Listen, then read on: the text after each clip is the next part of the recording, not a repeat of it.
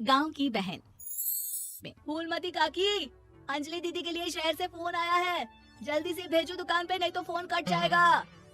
हाँ हाँ बेटा, अभी भेजती हूँ। अंजलि बेटा, तेरे लिए शहर से फोन है, सब काम छोड़ के जल्दी जाके सुन ले, नहीं तो फोन कट जाएगा। हाँ माँ, अभी जाती हूँ, जरूर मीनाक्षी दीदी का फोन आया होगा। हाय अंजलि।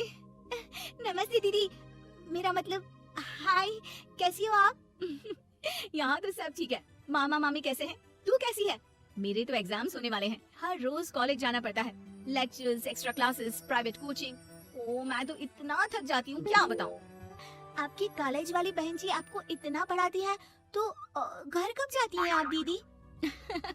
अरे नहीं नहीं, ये सब सिर्फ मेरी प्रोफेसर नहीं पढ़ाती, मैं अलग से दूसरे टीचर्स के पास भी पढ़ने जाती हूँ।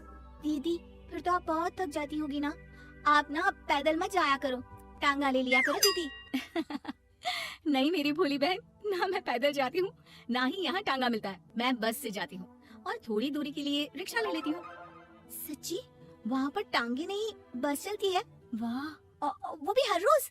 हमारे गांव में भी बस आती है, दिन में 2 बार। यही तो खास बात है शहर की, यहाँ बसें पूरा दिन दौड़ती हैं सड़कों पर, और सिर्फ बसें ही नहीं, कार, स्कूटर और ट्रक भी, और तो और थोड़ी दूरी पर तो हवाई जहाज भी है, जहाँ से हवाई जहाज आसमान में उड़ते हैं। अच्छा दीदी, मैं फोन रखती हूँ, बुआ जी फूफा जी को मेरा नमस्ते कहना। हाँ माँ, हम लोग शहर में क्यों नहीं रहते? बुआ जी फूफा जी और मीनाक्षी दीदी तो शहर में ही रहते हैं। अरे क्योंकि तेरे बुआ जी की शादी शहर में हुई थी, इसलिए बेटा। शादी से पहले वो भी तेरे पापा और दादा दादी के साथ गांव में ही रहती थी। तो फिर माँ, मुझे शहर भेज दो ना, मैं भी शहर देखना चाहती हूँ। इतनी बार मीनाक्षी दीदी से शहर के बारे में सुन चुकी हूँ, अब मैं भी वहाँ जाकर देखना चाहती हूँ। बस आप मुझे शहर भेज दो। ठीक है, इस बार गर्मियों की छुट्टियों में कुछ दिन रह आना शहर, अपनी बुआ के घर। अब तो खुश ना? हाँ माँ, बहुत खुश। आप देखना मैं शहर जाके कितने मजे करती हूँ। अंजलि अगले दिन स्कूल जाती है और वहाँ अपने सारे दोस्तों को अपने शहर जाने की बात बताकर चिढ़ाती है। अरे श्रद्धा, शीतल, सरोज, तुम लोग इन गर्मियों की छुट्टियों में कहाँ जा रही हो? एकादशी वाले गांव के मेले में। हम तो दूसरे गांव में नानी के घर जाएंगे, उनका घर नहर के किनारे है, बड़ा मजा आएगा।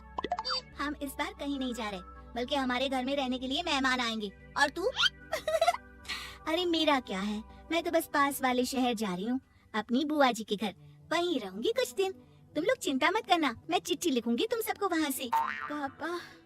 पापा मुझे तो चक्कर आ रहे हैं, जी घबरा रहा है। बेटा शहर आने की जिद भी तो तूने ही की थी, अब पहली बार बस में चढ़ी है तो यही होना था, भुगतो अब। अरे मामा जी, अंजलि, आप लोग आने से पहले बता तो देते, मैं लेने आ जाती बस स्टैंड तक। आओ आओ भैया, आओ बेटी अंजलि। माँ बुआ जी कैसे हैं वहाँ, और भाभी कैसी हैं? सब ठीक है, बस अंजलि जिद कर रही थी कुछ दिन आप लोगों के साथ रहने की, सो छोड़ने आ गया। दीदी आप मुझे शहर घुमाने ले जाओ ना, मुझे भी शहर देखना है। हाँ हाँ चल, तैयार हो जा जल्दी से। अंजलि तैयार होने जाती है और कुछ देर बाद जब बाहर आती है तो अरे ये क्या कर दिया तूने, मार्केट तक ही तो जाना है, इतनी डार्क रेड लिपस्टिक, इतने बड़े बड़े झुमके और चूड़ियाँ और चेहरे पर इतना सारा पाउडर। मेरी बहन ऐसे नहीं चलेगा, जा और ये सब हटा के आ।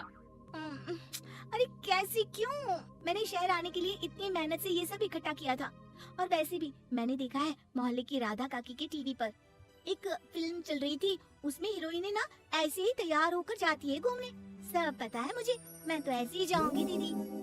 अंजलि शहर की चकाचौंध को देखकर बहुत हैरान और खुश होती है। ऊंची ऊंची इमारतें, सड़क पर दौड़ती गाड़ियाँ, बड़ी बड़ी दुकानें, उसके एक्साइटमेंट का ठिकाना नहीं था। दीदी ये छोटा सा कमरा सड़क के किनारे क्यों रखा है, इसमें कौन रहता होगा? ये कमरा नहीं, पीसीओ है, पीसीओ। यहाँ पर लोग फोन करने आते हैं सिक्का डालकर। ओह, हमारे गांव में तो दुकान पे ही जाते हैं बात करने। अच्छा चल, तुझे रेस्टोरेंट में खाना खिलाने ले चलती हूँ। Excuse me, 2 plate noodles please and 2 Cola. Meenakshi को ऑर्डर प्लेस करते हुए अंजलि बहुत ध्यान से देखती है और थोड़ी ही देर में ऑर्डर लेकर वेटर आ जाता है और खाना टेबल पर रख देता है। अरे ये लंबी लंबी सेवइयाँ खाते कैसे है दीदी, और इसके साथ कोई अचार, प्याज, मूली कुछ भी नहीं दिया, बस ये छोटा सा पेट खुजाने वाला दे दिया है। गांव में तो छोटे छोटे चावल ही होते हैं जो कि हाथ से ही खा लेती हूँ। अब इसे कैसे खाऊं दीदी? एक्सक्यूज मी, एक चम्मच प्लीज, और लिटिल प्याज और अचार और मूली और एक गिलास मट्ठा, वो बाद में। हाँ। अब ये सब सुनकर आसपास बैठे लोगों को हंसी आ जाती है।